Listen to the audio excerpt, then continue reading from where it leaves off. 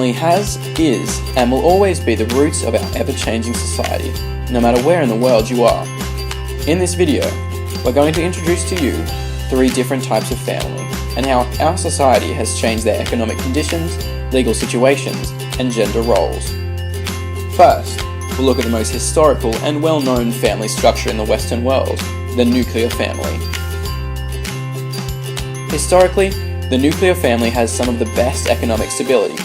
Men were the breadwinners and women the homemakers. However, with wartime around the corner, men leaving for service spurred the beginnings of the working woman. In our modern society, it's acceptable for both parents to work, and with rising economic costs, this creates 2 sources of income for the family. Legally, this family enjoys to the fullest the legal system. With no constraints on marriage or adoption, there really aren't any legal issues until you get to divorce.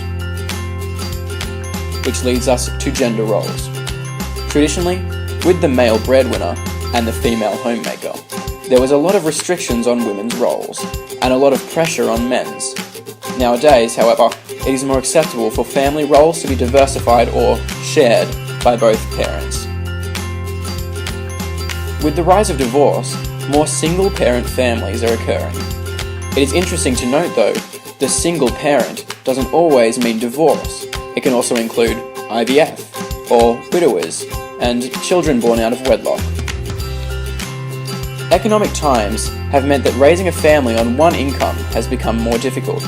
In saying that, a lot of families have managed quite well, with the strong support of extended families and friends, despite economic disadvantage.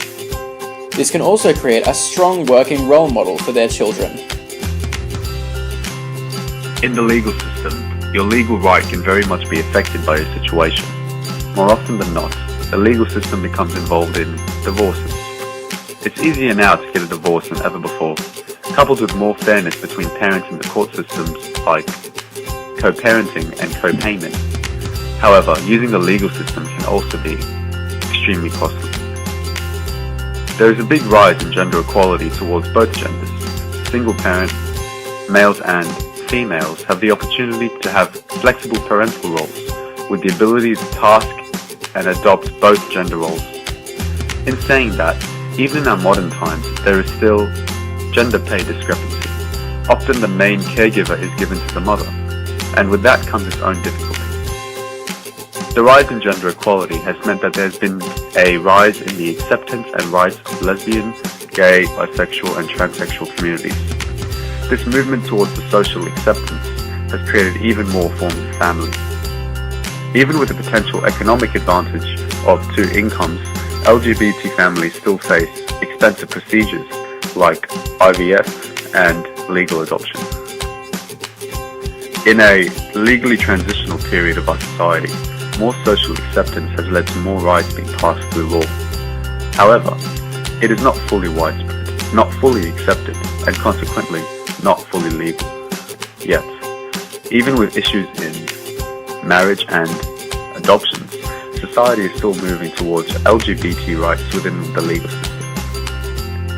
In the past, there has always been a huge amount of prejudice towards the LGBT community. The taboo nature still exists today. However, it is becoming exponentially more accepted.